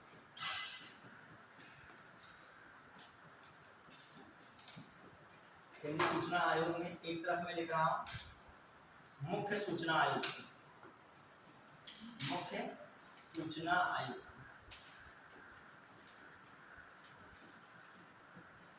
ठीक है, फिर दूसरा मैं लिख रहा हूं इधर 10 सूचना आयोग। तो 10 क्या है? सूचना। ठीक है, फिर आ जाइए जो मुख्य सूचना आयुक्त है इसके जो है, फिर इसके नीचे लिखेगा सचिव होगा। पहले इसको थोड़ा सा यहाँ पर सचिव लिख दिएगा। इसके नीचे कौन आएगा? सचिव। ये सचिव आएगा। इसके नीचे कौन आएगा? सचिव। सचिव दो भागों में बट जाएगा। सचिव के नीचे कौन है? मुख्य सूचना आयुक्त के अंदर नीचे कौन है? सचिव है। कौन है? सचिव। उसके नीचे दो विंग बनी है, समझ पाए? उसके नीचे क्या बनी है? सचिव के अंडर में दो सचिव हैं, ये दो पोस्ट है। देखिए एक क्या है मुख्य सूचना आयुक्त, फिर कौन है? सचिव। और सचिव के नीचे कौन है? इधर अपर सचिव। कौन है? अपर सचिव। और उधर कौन है? अपर सचिव के अलावा पंजीयक, रजिस्ट्रार जिसे कहते हो। क्या कहते हो? पंजीयक, रजिस्ट्रार। ठीक है, फिर आ जाइए अब अपर सचिव में ध्यान दीजिएगा। अपर सचिव में देखिएगा इसके अंतर्गत संयुक्त सचिव, समीक्षा अधिकारी बनोगे। संयुक्त सचिव आराम से बनोगे आगे। समीक्षा अधिकारी में संयुक्त सचिव बहुत आराम से बनते हैं। ठीक है, तो आप जो है समीक्षा का जो फॉर्म भरा है वो कायदे से पढ़िएगा। मतलब जो है ज्वाइंट सेक्रेटरी बहुत अच्छे से बन जाएंगे, कोई उसमें दिक्कतें नहीं होगी। प्रमोशन से क्या बन जाएंगे चल के ज्वाइंट सेक्रेटरी। जिसकी एज 30 साल के अंदर है वो विशेष सचिव तक भी जा सकता है। विशेष सचिव आईएएस के थ्रू होते हैं। सोचो आप समीक्षा अधिकारी एग्जाम के थ्रू ऐसी पोस्ट पर पहुंच जाओगे जो कौन बनता है उस पर भविष्य में? आईएएस। उस पर आप पहुंच जाओगे। आपको काम का एक्सपीरियंस होगा, उस आधार पर आप विशेष सचिव। और विशेष सचिव मतलब मुख्यमंत्री के साथ मीटिंग, बड़ी बड़ी जगह पे मीटिंग करता है। ठीक है, जब संयुक्त सचिव देखते हैं कहाँ पे है। ठीक है, तो संयुक्त सचिव तो बहुत ऊपर होता है। कौन? विशेष सचिव, स्पेशल सेक्रेटरी। आइए देखते हैं संयुक्त सचिव है एक। ये कौन है? प्रशासन का। ये किससे संबंधित होगा? प्रशासन। फिर संयुक्त सचिव एक कौन हुआ? कानून संबंधित। किससे संबंधित है? कानून। एक संयुक्त सचिव के संबंधित है मॉनिटरिंग एंड रिपोर्टिंग। लिखना चाहो लिख लो इंग्लिश में, मॉनिटरिंग एंड रिपोर्टिंग। चलो बाद में लिखवा देंगे। फिर एक संयुक्त सचिव है सचिव P&B, मतलब planning and budget. Planning and plan and budget. ठीक है, ये चार सचिव संयुक्त सचिव रहेंगे। क्लियर? अब इनके अंतर्गत जो है चीजें रहती हैं। मान लीजिए इनके अंतर्गत जो है संयुक्त सचिव के अंतर्गत, सपोज दैट संयुक्त सचिव के अंतर्गत है एक प्रशासन का मामला रहेगा अलग और एक आरटीआई सेल रहेगी। कौन रहेगी? RTI cell. मतलब एक आरटीआई की टीम रहेगी, प्रशासन का अलग जो है मामला एक रहेगा। एक जो है प्रशासन का ग्रुप रहेगा और एक किसका रहेगा? आरटीआई सेल रहेगा। इसके अंतर्गत एक लीगल सेल रहेगा। क्या रहेगा? लीगल सेल, कानूनी सेल रहेगा। और दूसरा अनुसंधान एवं प्रकाशन, अनुसंधान एवं प्रकाशन। ये दो कार्य कौन करता है? कानून वाला ज्वाइंट सेक्रेटरी करेगा। क्लियर? फिर आ जाइए एम एंड आर, ये जो है इसके अंतर्गत एक वही कार्य रहेगा एम एंड आर वाला। ये क्या है? Monitoring and reporting. Monitoring and reporting कौन करता है? एक ये संयुक्त सचिव बैठता है, मॉनिटरिंग एंड रिपोर्टिंग वाला एक काम देखता है। और फिर ये है इनके भी अंतर्गत एक रहता है जो कौन सी देखता है, जो है आपका P and B, plan and budget. Plan and budget मतलब योजना और बजट को कौन देखता है? संयुक्त सचिव, योजना और बजट को। इस तरीके से पूरा सिस्टम बनाया जाता है। ये क्या रखेगा? पंजीयक किसको ध्यान रखता है? Record room. रिकॉर्ड रूम की देखरेख का हेड कौन है? Record room. क्लियर है? तो रिकॉर्ड रूम में कौन रहता है? पंजीयक। क्लियर? दिमाग में रहेगा? तो पंजीयक किसमें रहेगा? रिकॉर्ड रूम में। क्लियर? संयुक्त सचिव ये इतने प्रकार के हैं, 4 प्रकार के क्या हैं? संयुक्त सचिव हैं। बढ़िया? क्लियर? चलिए, तो दिमाग में रखेगा, इतना स्ट्रक्चर बना दोगे आधार संरचना वाले तुम समझ जाएगा कि तुमको जो है पता है कि जानकारी है। कि कहेगा जो है, मान लीजिए क्वेश्चन आ जाए कि संयुक्त इसमें सचिवों की मतलब स्टेटमेंट दे दे। पहला स्टेटमेंट दे, सूचना केंद्रीय सूचना आयोग में एक मुख्य सूचना आयुक्त एवं 10 अन्य सूचना आयुक्त होते हैं। बात सही है कि नहीं? फिर आ जाइए, फिर अगला दे, मुख्य सूचना आयुक्त के अंतर्गत अपर सचिव तथा पंजीयक होता है। फिर अगला तीसरा स्टेटमेंट है, पंजीयक रिकॉर्ड रूम की जिम्मेदारी रखता है। फिर अगला स्टेटमेंट हो, 4 अन्य संयुक्त सचिव होते हैं जो विभिन्न मामलों की जानकारी रखते हैं। ठीक है? बातें क्या है? सही है। पूरी तरीके से क्या बन गई? समझ रहा है?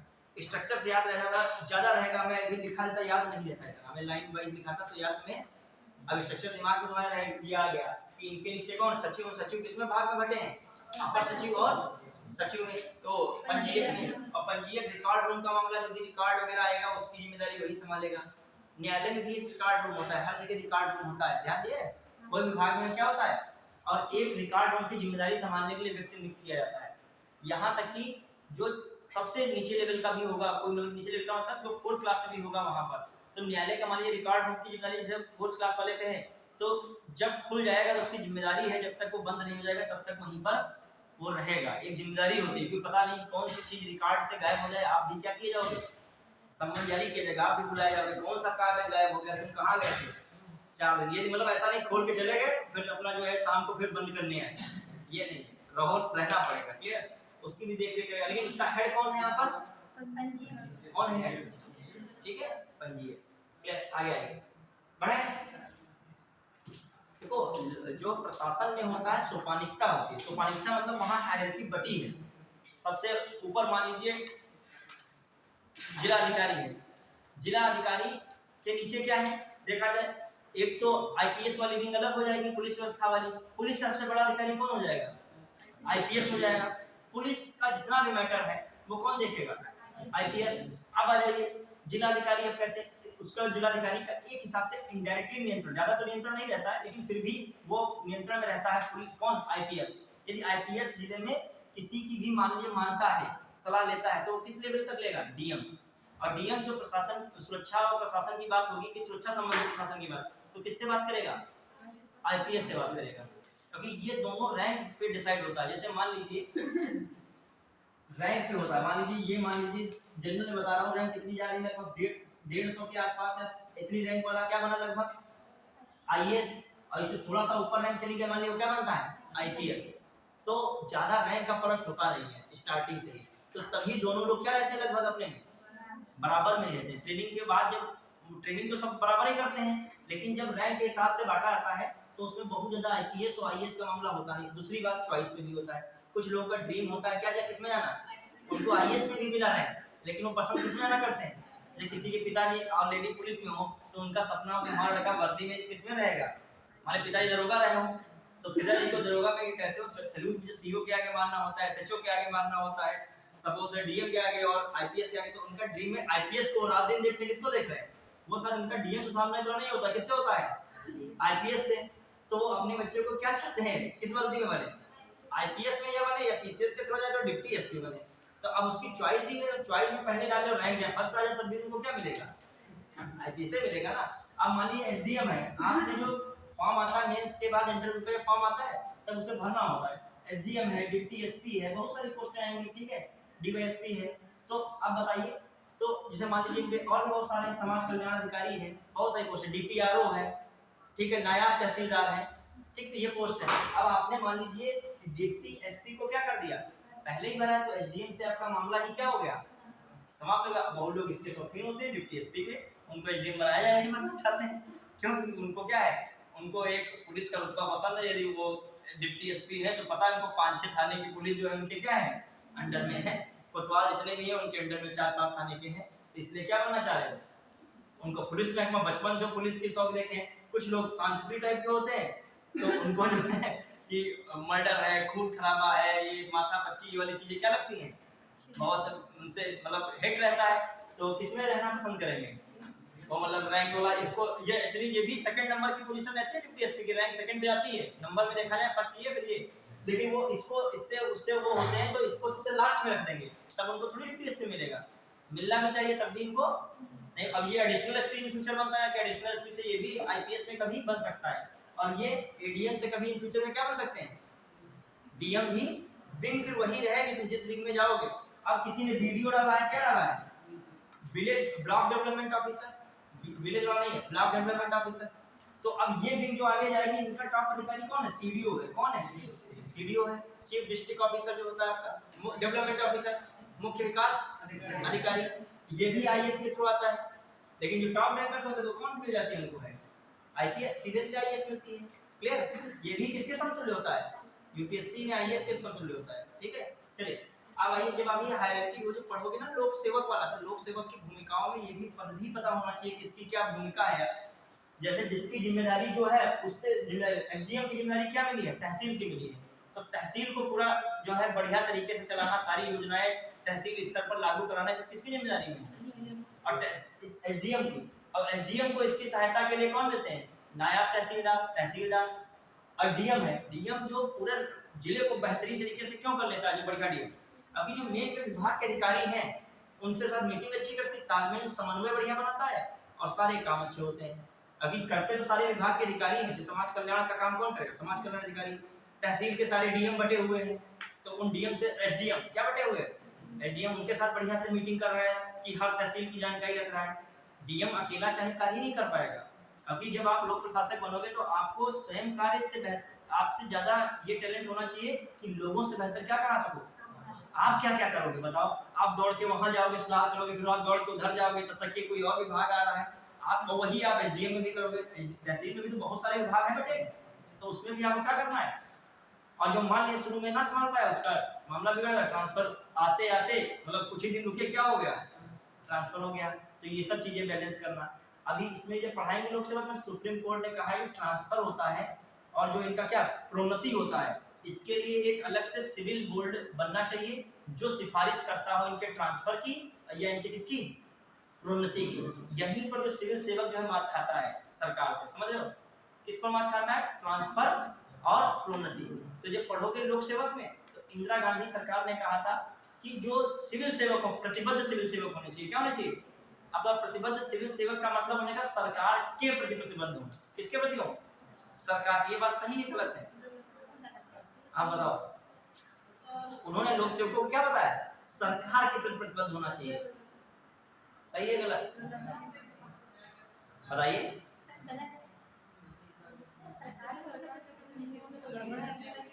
बताइए आप यदि लोक सेवक हो तो उन्होंने कहा कि सरकार की विचारधारा, सरकार के प्रति सिविल सेवकों को प्रतिबद्ध होना चाहिए, ये बात सही है कि गलत है, सही है, क्यों सही है, कोई दवाई नहीं नॉर्मल अभी आएगा लोक सेवक की भूमिका, अगला पॉइंट यही है, गवर्नेंस में सब चीजें हैं। हाँ बताइए, कोई लोग बताए, बुराई होना एक अलग चीज है, ठीक है, बुराई तो किसी की नहीं करनी चाहिए, प्रयास करो तो बुराई से बचो, आलोचनात्मक बात सुधार की कोई कर सकते हैं, बुराई से बचना चाहिए, किसी की भी वो तो अलग ही बात होती है, ठीक है, बुराई चले। फिर मानिए कोई और सर सरकार का मन नहीं होगा तो मनमानी का जाना चाहिए, आदमी मनमानी करेंगे, देखो वो तो अपने प्रावधान के दायरे में रहना है, ठीक है। ये बताइए यदि प्रतिबद्ध है तो सही है कि नहीं होना चाहिए प्रतिबद्ध? होना चाहिए और दोनों 50-50। देखिए, जो लोक सेवक है वो शपथ किसकी लेता है, किसके प्रति निष्ठावान रहने की बात करता है? संविधान के प्रति। तो संविधान के प्रति यदि आप जो प्रतिबद्ध हो तो किसके प्रति हो? संविधान और प्रावधानों के प्रति प्रतिबद्ध हो, ना कि सरकार के प्रति। सरकार तो आएगी फिर जाएगी, सरकार का तो मामला स्टेबल भी गवर्नमेंट है, लेकिन सामान्यतः होता क्या है, जो लोक सेवक होते हैं ज्यादातर क्या हो जाते हैं, सरकार के ही प्रति व्यवहारिक रूप में हो जाते हैं। क्यों? क्योंकि उसके बाद उसकी एक कमजोरी क्या है? ट्रांसफर। दंड स्वरूप क्या मिल सकता है? ट्रांसफर, यहाँ से वहाँ, वहाँ से यहाँ। ये प्रोन्नति में भी थोड़ा सा मैटर बनता है। तो इसलिए, लेकिन इंदिरा गांधी, जब देखिए जवाहरलाल नेहरू के समय जो लोक व्यवस्था थी बहुत बढ़िया थी, जो सिविल सेवकों की, क्योंकि जवाहरलाल नेहरू ने सिविल सेवकों को थोड़ा सा छूट दी थी उस स्तर तक कि आप जो है जनता के बीच सामंजस्य बिठाइए और क्या कीजिए, बेहतरीन तरीके से काम कीजिए। क्यों?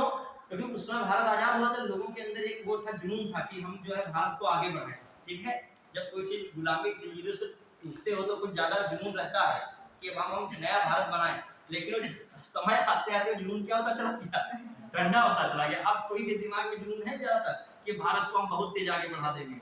ठीक है, क्योंकि उनको लगता है भारत तो बढ़ ही चुका है, हम ही ना पीछे रह जाएंगे। ठीक, अब आ जाइए, अब उसके बाद इंदिरा गांधी जब आई, उन्होंने नया नियम ला दिया, कहा कि ये जो सिविल सेवक है, सारी सरकार की योजनाएं जो नहीं चल रही है उसके जिम्मेदार कौन है? सिविल सेवक है। सिविल सेवक को क्या होना चाहिए? सरकार के प्रति प्रतिबद्ध होना चाहिए। तो सुप्रीम कोर्ट आगे चल के कहता है ऐसा नहीं, इनको सरकार के प्रति नहीं रहना चाहिए, इनको संविधान के प्रति रहना चाहिए। तो ये बातें आगे आएंगी, लोक सेवक के लिए हैं। ठीक है, और ये भी बताया गया लोक सेवक को सिफारिश माननी है किसी मंत्री या नेता की, जो भी उनके ऊपर जो है, तो उनको लिखित सिफारिश, मतलब वो सिफारिश कौन सी माने? लिखित सिफारिश माने। और जो मान लीजिए व्यवहारिक रूप में बता रहा हूँ, आप सिविल सेवक हुए और लिखित सिफारिश किसी मंत्री से मांगने लगे तो सिफारिश तो लिखित दे सकता है, लेकिन आप अगले दिन जो है रिस्क में जा सकते हैं कि मतलब यहाँ से तबादला कहाँ हो सकता है, दूसरी जगह हो सकता है। एक पिक्चर देखी थी, आप लोगों ने देखी होगी, कोई कुछ ये वहां भी देखने, जो वो बुलाता है अपने उसपे बंगले पे, और बंगले से बुलाता है, कहता है कि ये चीज कर दीजिए आके, तो कहता है पेज दे देता है निकाल के, किसी देखा है, टेबल पर रख देता है पेज और पेन दे देता है वो अधिकारी, कहता है प्लीज इस पे वही चीज क्या कर दीजिए, लिख दीजिए। ठीक है, तो वो लिखता है कि नहीं लिखता है? वो नहीं लिखता है, कहता है मैं लिखूंगा नहीं, जो करना करो जाओ फिर तुम। ठीक है, और फिर जो क्या करने हो, तुरंत पावर क्या है उसके बाद बताइए। और कमियां ढूंढी जाए तो किसी न किसी चीज में कमी तो आ ही जाएगी। इतनी एक आप लोक सेवक हो, आप अपना घर चलाने में कितनी समस्याएं आएंगी, मान लीजिए 10 लोगों का परिवार हो, तो आप पूरा जिला चलाना हो तो सब संतुष्ट तो आपसे नहीं हो सकते, कोई ना कोई शिकायत कुछ ना कुछ चल ही रहा होगा, तो कई चीज का कारण बन जाएगा। क्लियर? अब आइए, तो हम लोगों ने कहां तक पहुंचे थे, उसमें निकाय में हो गया। अब संगठन गठन लिख ले फटाक से 2 मिनट में। गठन में क्या है, ध्यान दीजिएगा। गठन, ये जो मैं बता रहा था सिविल सेवक की भूमिका, ये भी टॉपिक से बता रहा हूँ आपको, जो है रिलेवेंट कुछ भी नहीं है। सेंटेंस आ सकता है कि सुप्रीम कोर्ट का आदेश था सिविल सेवकों को जो सिफारिश होनी चाहिए कैसी होनी चाहिए, लिखित होनी चाहिए। तो ये बात बिल्कुल क्या है, सही है। स्टेटमेंट पे आ जाए, इनका पदोन्नति और ट्रांसफर के लिए एक क्या बनना चाहिए, सिविल सेवा बोर्ड बनना चाहिए। किसका लाइन है, किसकी बात है, सुप्रीम कोर्ट की। सुप्रीम कोर्ट कोई बात कहता है तो भले लागू हो पाए ना लागू हो पाए, लेकिन वो बात जो है एंटिक मानी जाती है। क्लियर? चलिए आइए देखिए इसमें। अब गठन में क्या है, वही आपने जो अभी पढ़ा है। गठन बताइए, जो आरटीआई की धारा कौन सी, धारा 12, आरटीआई की धारा 12 में, ठीक है, आरटीआई की धारा 12 में मुख्य सूचना आयुक्त तथा 10 सूचना आयुक्त से मिलकर किससे गठन होगा, केंद्रीय सूचना आयोग का गठन। क्लियर? ये हो गया। फिर जो देखा है नियुक्ति में कौन करता है, किसके प्रति सिफारिश कर नियुक्त करते हैं, सबकी नियुक्ति कौन करता है, इन सबकी नियुक्ति राष्ट्रपति द्वारा समिति की सिफारिश पर होती है। समिति सिफारिश पर होती है। समिति किस पे होती है? समिति की सिफारिश पर होती है।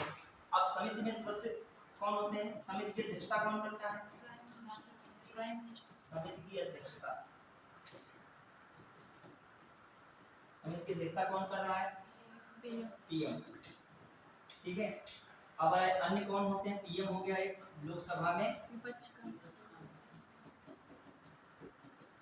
विपक्ष नेता, विपक्ष का नेता, और दूसरा जो होता है पीएम द्वारा निर्दिष्ट, पीएम द्वारा निर्दिष्ट कैबिनेट मंत्री। कैबिनेट मंत्री किसके द्वारा फाइनल किया जाए? पीएम द्वारा। कैबिनेट मंत्री मतलब होता है, लेकिन और थोड़ा डीपली समझे तो पीएम इसको डिसाइड करता है। कैबिनेट मंत्री कौन डिसाइड करेगा? कैबिनेट मंत्री। तो ये समिति देगी, समझ पा रहे हैं? सुझाव कौन देगा?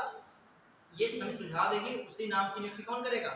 राष्ट्रपति करेगा। क्लियर? बढ़िया। अब आ जाइए, जो हम लोग कहें बढ़े, छोटा तो नहीं किसी का। अब आ जाइए, ये अच्छा नियुक्ति का भी देख लेगा। नियुक्ति किस धारा में बताइए? मान लीजिए डिग्री पूछे नियुक्ति किस धारा में है? धारा आरटीआई की धारा 12 का 3, 12 का 3। ये किसमें है? 12 का 3 में ही है। 12 के 3 धारा में किसकी नियुक्ति बताई गई है? मुख्य चुनाव सूचना आयुक्त तथा 10 सूचना आयुक्त। क्लियर? इनकी सबकी नियुक्ति। क्लियर? फिर आ जाइए, फिर धारा जो है 12 में जो है 5/6 ऐसे करके आता है धारा। ये ना लिखो, इतना नहीं है, पदों जो है रहने दीजिए इसको। एक और पात्रता के लिए, पात्रता क्या बताई गई है? योग्यता। मतलब क्या बताई गई है? खासकर विधि है, जो सूचना प्रौद्योगिकी, सूचना एवं प्रौद्योगिकी एवं किसमें? प्रौद्योगिकी, सूचना एवं प्रौद्योगिकी। फिर जो आपका है जनसंपर्क, संपर्क माध्यम, पत्रकारिता, समाज सेवा में विशेषज्ञता। क्या हो? विशेषज्ञता मतलब आईटी से जुड़ा होना चाहिए, जनसंपर्क माध्यम होना चाहिए, पत्रकारिता के भी नॉलेज होना चाहिए, और क्या होना चाहिए? खासकर समाज सेवा में भी विशेषज्ञता रखता हो। ये कौन है? सीआईसी मतलब मुख्य सूचना आयुक्त, एंड कौन है? आईसी सूचना आयुक्त के लिए ये बात है। 60 में लिखे चलेगा इतना? क्लियर? अब ये पात्रता है। अब देखते हैं क्या है इनका जो हटाने की व्यवस्था क्या है?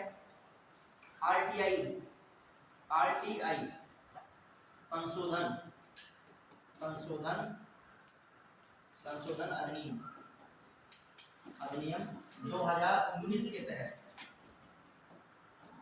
ठीक है? इनका पहले कार्यकाल क्या था?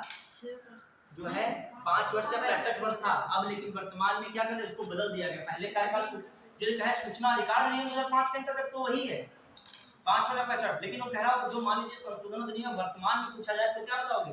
केंद्र सरकार द्वारा निर्धारित किया जाएगा। ठीक है? तो इसके तहत क्या हो जाएगा? सीआईसी एंड आईसी का कार्यकाल,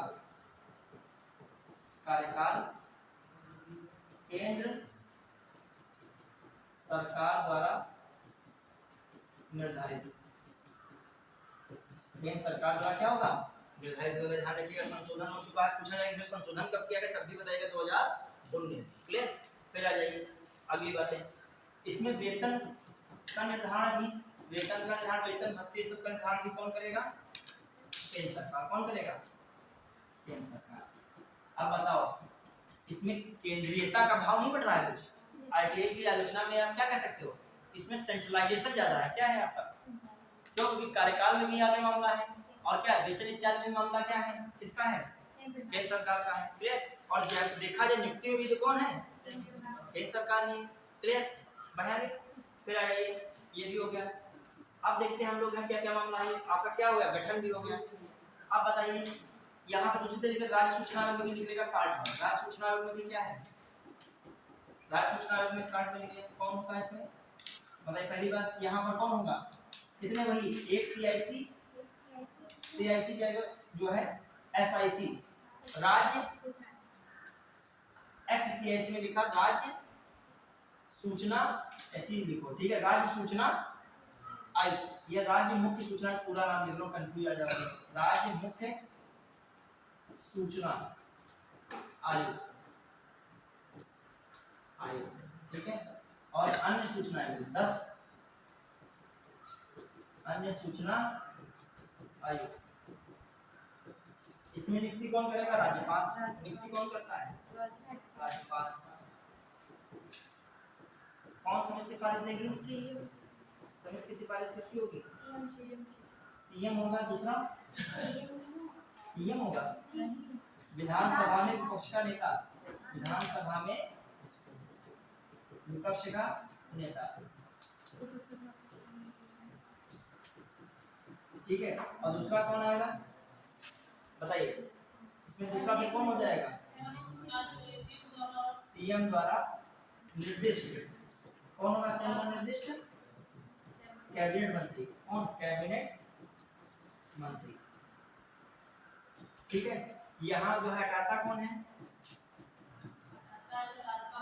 वहां भी लिख लेगा हटाता कौन है। हटाता यहाँ भी लिख लेगा। हटाता कौन है? इसको हटाता है मुख्य सूचना आयुक्त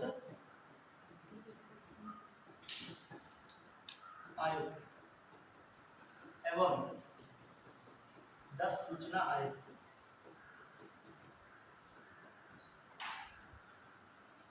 कौन आएगा? राष्ट्रपति। कौन आता है? राष्ट्रपति। इससे परामर्श के बाद सुप्रीम कोर्ट के परामर्श उपरांत, क्लियर। वहां पर देखिए सेंट्रल में कौन हटाता है? मुख्य सूचना का 10 सूचना तो कौन हटाएगा? राष्ट्रपति। किसके सिफारिश के अनुसार? सुप्रीम कोर्ट के परामर्श के उपरांत, क्लियर। फिर जो देखा जाए नियुक्ति हटाता, इसमें कौन है? राज्यपाल हटाता है। कौन हटाता है? राज्यपाल। किसकी जो है सिफारिश पर? सुप्रीम कोर्ट की सिफारिश पर, क्लियर। समझ पाए कि नहीं? अब आ जाइए अन्य आधारों पर भी। अच्छा, आधार हटाने का कोई आधार होना चाहिए ना। आधार क्या है इसका भी? आधार क्या है बताइए? क्या है? असमर्थता है, असमर्थता और साबित कदाचार, साबित या सिद्ध कदाचार। ये भी हो सकता है। क्या पूछ ले? हटाने का आधार क्या है? असमर्थता है, ठीक है, मतलब समर्थ ही काम करने के लिए नहीं। दूसरा क्या बात है? साबित कदाचार। और ये भी, इसमें भी हटाने का आधार क्या है? खास कर क्या है? असमर्थता, असमर्थता और क्या है? साबित कदाचार। मिसबिहेव है इनका, मिसबिहेव है और इनकेपेबल है, मतलब जो है योग्य नहीं है, असमर्थता है, ठीक है। तो ये बात हो गया इसके विषय में ही, इन्हीं आधार पे। अच्छा, ये भी आ जाए इन आधार के अलावा भी मुख्य सूचना आयुक्त को राष्ट्रपति हटा सकता है, हटा सकता है, समझिएगा। दिवालिया हो जाए मुख्य चुनाव आयुक्त, क्या हो जाए? दिवालिया हो, क्लियर। कोई अपराध में दोषी पाए गए हो तब भी हटा जा सकते हैं। तीसरी बात क्या हो सकती है? अपने वही कार्यकाल के दौरान अन्य जगह से वेतन क्या कर रहे हो? प्राप्त कर रहे हो, तब भी क्या कर सकते हैं? हटा जा सकते हैं। फिर और बातें क्या इंपॉर्टेंट हो सकती है? और किस आधार पर हटा सकते हो? असमर्थ हो, शारीरिक या मानसिक रूप से कार्य करने में सक्षम ना हो। समझता है कि नहीं? एक लाइन लिख लेगा, इनके अलावा भी लिखेगा, इसके अलावा जो किसमें लिख रहे हो? मुख्य सूचना आयुक्त में लिख रहे हो, किसमें लिख रहे हो? राज्यपाल में। किसके? सेंट्रल में लिख रहे हो ना, लिख लेगा एक लाइन, केंद्रीय सूचना, केंद्रीय मुख्य सूचना आयुक्त तथा, केंद्रीय मुख्य सूचना आयुक्त तथा, लिखेगा जो आराम से, केंद्रीय, ये तो कुछ लोग यही लिख रहे होंगे, लिख लिया चाहिए, लिख लिया। हम स्पीड थोड़ा सा बढ़ा देते हैं एकदम, इतना होता है ना कवर, अभी इसको पूरा कवर करके हमको नया टॉपिक स्टार्ट करना है। ये हो गया कि नहीं? कुछ लोग इसी तरह ही लिख रहे हो, देख के चलिए लिख लीजिएगा, अपने सहयोगी से देख के लिख लीजिएगा। हाँ, अब लिखिएगा फटाक से, केंद्रीय मुख्य सूचना आयुक्त तथा अन्य सूचना आयुक्तों को, तथा अन्य सूचना आयुक्तों को राष्ट्रपति निम्न आधार पर भी हटा सकता है। राष्ट्रपति निम्न आधार पर भी हटा सकता है। निम्न आधार पर भी हटा सकता है। पहला आधार क्या है? पहला पॉइंट लिख देगा, दिवालिया होने पर। फटाफट लिखिए और बस 60 में इसको, दिवालिया होने पर। दूसरा, अपराधी सिद्ध होने पर, दिवालिया होने पर, अपराधी सिद्ध होने पर। तीसरा, कार्यकाल के दौरान अन्य जगह से वेतन प्राप्त करने पर, अन्य जगह से वेतन प्राप्त करने पर। शारीरिक व मानसिक रूप से अक्षम होने पर, शारीरिक व मानसिक रूप से क्या होने पर? अक्षम होने पर। शारीरिक व मानसिक रूप से असमर्थ हो जाए, मतलब काम ही ना कर पाए, शारीरिक व मानसिक रूप से अक्षम होने पर या जो है असमर्थ होने पर। ठीक है, तो ये बातें इसके आधार पर भी राष्ट्रपति क्या कर सकता है? हटा सकता है। और यही बातें लिखेगा उपयुक्त आधार, लिखेगा ये उपयुक्त आधार पर, उपयुक्त आधार पर लिख लेंगे, लाइन एक ही लाइन में आ जाएगा। उपयुक्त आधार पर राज्यपाल, उपयुक्त आधार पर राज्यपाल राज्य मुख्य सूचना आयुक्त तथा अन्य सूचना आयुक्तों को हटा सकता है। ठीक है, समझ पाए कि नहीं? यही आधार किसके लिए बन जाएंगे? राज्य के मुख्य सूचना आयुक्त इनके लिए बन जाएंगे। अब आ जाइए, ये भी हो गया। अब बताइए जवाबदेही के लिए कौन कौन होते हैं? जवाबदेही, अच्छा पहले इसके शक्ति एवं कार्य लिख देगा। शक्ति एवं कार्य, शक्ति एवं कार्य ये दोनों के लिए चलेंगे। शक्ति एवं कार्य किसके लिए? खासकर सीआईसी के लिखेगा, राज्य स्तर में किसका हो जाएगा? ये मैंने क्या लिखा? केंद्रीय सूचना आयोग, केंद्रीय सूचना आयोग, केंद्रीय सूचना आयोग।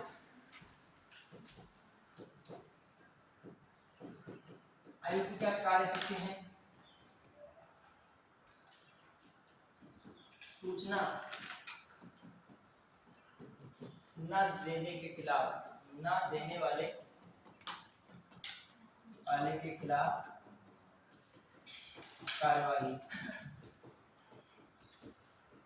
करना। ठीक है, फिर जो मतलब सूचना दे जो नहीं विभाग दे रहा है उसके खिलाफ क्या करेंगे? कार्यवाही करेंगे। समझ पाए इस बात को नहीं? फिर जो है समय सीमा के अंदर, समय सीमा के अंदर सूचना देना आवश्यक। यदि ऐसा नहीं करते हैं तो ये क्या करेगा? उसके खिलाफ कार्यवाही करेगा। निर्धारित फीस से, निर्धारित फीस से अधिक फीस नहीं लिया सकती, अधिक फीस नहीं लिया सकती, निर्धारित फीस से अधिक फीस नहीं लिया सकती। क्या क्या नहीं, निर्धारित फीस, एक फीस भी रखती है। जब आप सूचना मांगोगे जो फीस लगती है वही फीस दोगे, उससे अलावा ये फीस नहीं दोगे। और ये मैंने कहा निर्धारित समय सीमा, मतलब दिन का मतलब उसमें क्या गया? समय नहीं आ गया, 30 दिन, कितने अंदर 30 दिन के अंदर 30 दिन की तो बात वही है 3 डे। सर ये दोनों के कारण क्या? हाँ वही के वहाँ के स्टेट पे है, यहाँ के किसके हैं? केंद्रीय सूचना के। मेन देखो, मेन क्या है कहने का मतलब, ये काम सब सूचना देना लेना नहीं करेगा, ये काम उस विभाग पे कार्रवाई करेगा, उस व्यक्ति पे कार्रवाई करेगा जो दे नहीं रहा है टाइम पे। मान लीजिए सूचना दे नहीं रहा टाइम पे, मान लीजिए दूसरी बात है क्या नहीं मामला हो रहा है इनका, फीस जितनी पड़े उससे ज्यादा ले रहा है विभाग, फिर क्या होगा? जो दे रहा है सूचना 30 दिन के पहले बाहर दे रहा है, तो ये चीजें एक क्राइटेरिया है, इसको रखना पड़ेगा। ठीक है, इस पे कंट्रोल किसका रहेगा? सीआईसी का रहेगा। और इसके लिए इसको सिविल न्यायालय की पावर प्राप्त है। किसको न्यायालय पावर प्राप्त है? ये भी रखेगा, सिविल न्यायालय की शक्ति रखता है। कौन सिविल न्यायालय की शक्ति रखता है? सिविल न्यायालय की शक्ति किसके पास है? यही केंद्रीय सूचना आयोग और राज्य सूचना आयोग। क्लियर? अब सिविल न्यायालय की शक्ति रखेगा तो इसमें क्या है? सम्मन जारी कर सकता है। क्या कर सकता है? सम्मन जारी कर सकता है। शपथ पत्र पर जानकारी, दस्तावेज का उल्लेख करा सकता है, उल्लेख कराकर मांग सकता है, करा के मांग सकता है। मतलब शपथ पत्र कहेगा जारी कर दीजिए, उस पर कहेगा सारी जानकारी दीजिए। ठीक है, फिर कोई विभाग से संबंधित विभाग से अभिलेख मांग सकता है, संबंधित विभाग से अभिलेख इत्यादि मांग सकता है, ऐसा पावर्स है किसके पास, ठीक है। अभिलेख या डॉक्यूमेंट्स मांग सकता है कौन, CIC, ठीक है। बढ़े, तो ये सब बातें दिमाग में रखिएगा। अब आ जाइए, ये सब हो गया। अब आई जवाबदेही किसकी है, ऐसा पढ़े, जवाबदेही, जवाबदेही, जवाबदेही के लिए इसके RTI के लिए जवाबदेही के लिए क्या है, जो है समुचित सरकार, समुचित सरकार, ठीक है, लोक प्राधिकारी,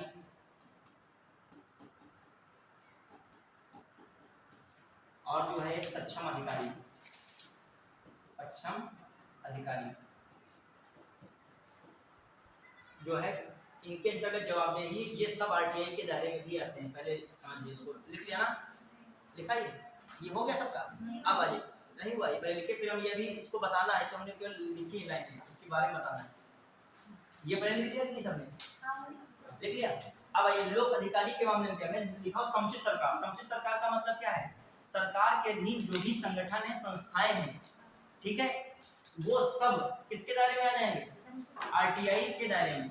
और समुचित सरकार के अंतर्गत कौन आते हैं, जो सरकार के अंतर्गत क्या है, संगठन है, संस्थाएं हैं, जो भी सरकार के अंतर्गत आते हैं वो सब क्या कहते हैं, समुचित सरकार। लोक प्राधिकारी में क्या मैं बता रहा हूँ, संसद द्वारा जो भी संस्थाएं बनी है, संसद में बहुत सारे कानून आते हैं, उसके द्वारा क्या बनती है, संस्थाएं बन रही है।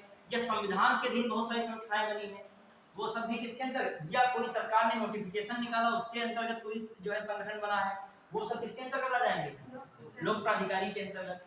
फिर आ जाइए सक्षम अधिकारी में खासकर ध्यान दीजिएगा, जैसे लोकसभा का स्पीकर है, राज्यसभा का क्या है, सभापति है, ठीक है। फिर आ जाइए विधानसभा का अध्यक्ष है, उच्चतम न्यायालय का मुख्य न्यायाधीश का कार्यालय है, हाई कोर्ट के मुख्य न्यायाधीश का क्या है, कार्यालय है, राष्ट्रपति हैं, राज्यपाल हैं, प्रधानमंत्री, ये सब किसके आ जाएंगे, सक्षम अधिकारी में। फिर लिखना चाहो लिखो, वरना आप जानते ही हो इसके अंतर्गत क्या आएगा, न्यायालय आ जाएगा, इसमें लिख रहा हूँ, न्यायालय आ रहा है, और कौन आ रहा है, राष्ट्रपति, मतलब राष्ट्रपति खुद नियुक्ति कर रहे हैं, और राष्ट्रपति की भी जो है RTI संबंधित मामला होगा, जांच कर सकता है कौन, जो है CIC। तो इसके अध्यक्ष सबका नियुक्ति कौन कर रहे हैं, राष्ट्रपति। तो ये ना समझिएगा राष्ट्रपति दायरे में नहीं आ रहे हैं, ठीक है। राज्यपाल भी है, ठीक, लोकसभा का स्पीकर, विधानसभा का भी क्या है, विधानसभा का स्पीकर। क्लियर, तो ये सारी बातें हमने आपको इसमें लिखाई है। क्लियर, टाइम हो गया क्या, अरे तुम लोग ध्यान नहीं देते, 2 बजे क्लास रहती, तो आप जो रेस्ट कर लीजिएगा। आपका अब अगला टॉपिक जो इसमें बचा था, नियंत्रक एवं महालेखा परीक्षक, और इसके बाद लोक निवारण भ्रष्टाचार कानून 1988 2018 में संशोधन हुआ, उसके बारे में बताना है, और ई-गवर्नेंस और भी कुछ टॉपिक हैं, उसमें मैं क्या कर दूंगा, कवर कर दूंगा। क्लियर, अब ये वाला राज्य सूचना जो आपका कौन है, केंद्रीय सूचना आयोग और राज्य सूचना आयोग, यदि प्रीलिम्स और मेंस दोनों में क्वेश्चन है तो आराम से क्या हो जाएगा, आपका सॉल्व हो जाएगा। जहां जिस तरीके से पूछे हर तरीके से तैयार हो, ठीक है।